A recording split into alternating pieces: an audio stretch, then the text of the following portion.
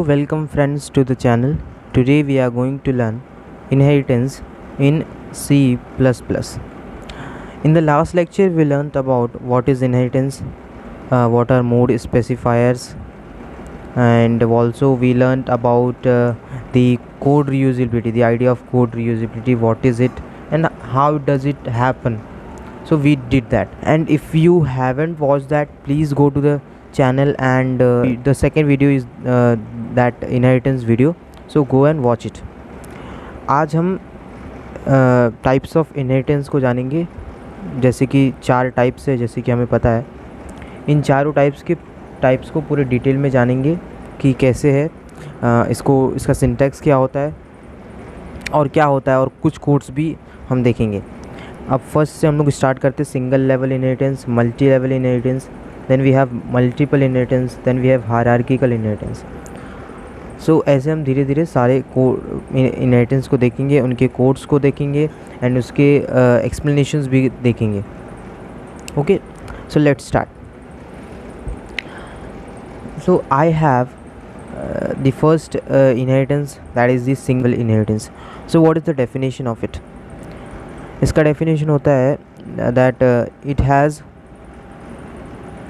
Only one parent and only one child. जैसे कि example के तौर पे, जैसे कि हमारे पास एक क्लास है ए, और फिर क्लास ए को हमने डिराइव किया, कुछ प्रॉपर्टीज़ क्लास ए के हम लोग ने इनहेरिट किया, यानी कि कुछ एक्सट्रैक्ट किया और दूसरा क्लास बनाया जो क्लास बी है।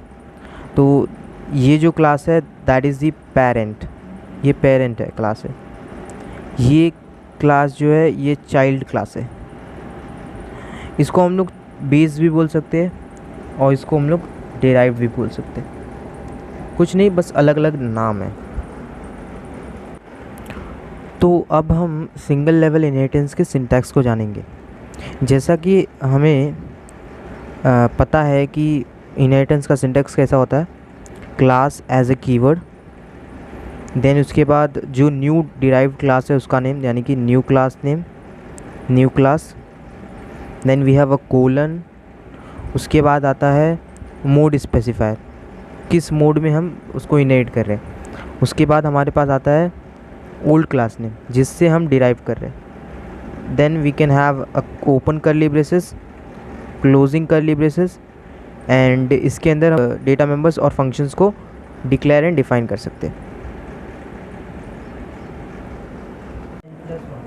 तो फ्रेंड्स, हमारे पास सिंगल इनहेरिटेंस के लिए एक कोड लिख के रखा है मैंने, चलो इसको देखते हैं।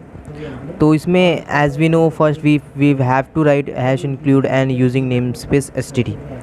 उसके बाद मेरे पास एक क्लास डेमो करके एक क्लास है, जिसके अंदर एक पब्लिक फंक्शन है, that is show base function है। उसके अंदर क्या लिखा है, C out hello it's base function. उसके बाद फंक्शन क्लोज किया एंड देन क्लास को क्लोज किया with a semicolon.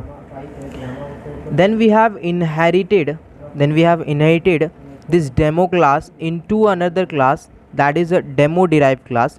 So we have the syntax class, that is derived class name, colon, public, that is the mode specifier, and this is the demo class from where we are inheriting. उसके बाद इस class जो derived class है उसके अंदर भी एक उसका खुद का member function है, that is a public function। उसके अंदर क्या लिखा है, C out hello it's derived function, फिर फंक्शन क्लोज किया and then we have close the class with a semicolon. So we'll trace the code from the main. So मैंने क्या किया है कि डेमो डिराइव्ड जो हमारा डिराइव्ड क्लास था, डिराइव्ड क्लास जो हमारा चाइल्ड क्लास था, जैसे कि हमने देखा कि हमारे पास एक चाइल्ड क्लास है डेमो डिराइव्ड, जिसने कहाँ से इनहेरिट किया है, डेमो क्लास से इनहेरिट किया है। तो डेमो से इनहेरिट किया है demo derived. So this is the what, this is a child class है ये। अब उसका ऑब्जेक्ट ही क्यों बनाया, why we have created its object, why not of the class demo. तो इसका एक सिंपल रीज़न है कि अभी डेमो डिराइव्ड है, उसने इसको इनहेरिट किया है, डेमो को इनहेरिट किया है।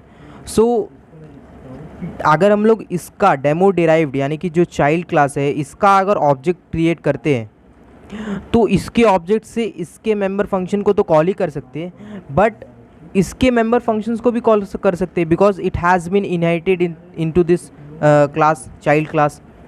तो that's why we have created the object of the demo derived, that is the child class.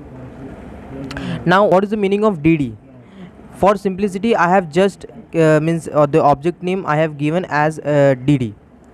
Then we are calling the function show base function which is of the base, that is the demo class का, यानी कि parent class है उसका ये function है, तो उसको call कर रहे हैं. And then in the next step we have called show derived.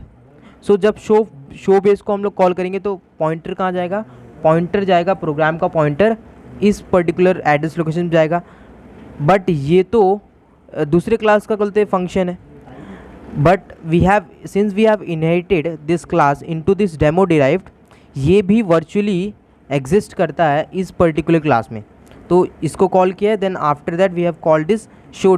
सो ये जो आउटपुट होगा वो कुछ ऐसा होगा कि पहले लिख के आएगा hello it's base function, because we have called this base function, यानी कि पहले बेस फंक्शन कॉल किया है इसलिए बेस फंक्शन के अंदर जो लिखा है वो पहले ही गलती प्रिंट होगा. After that we have called derived show derived. So show derived function के अंदर जो भी लिखा रहेगा वो नेक्स्ट कॉल होगा.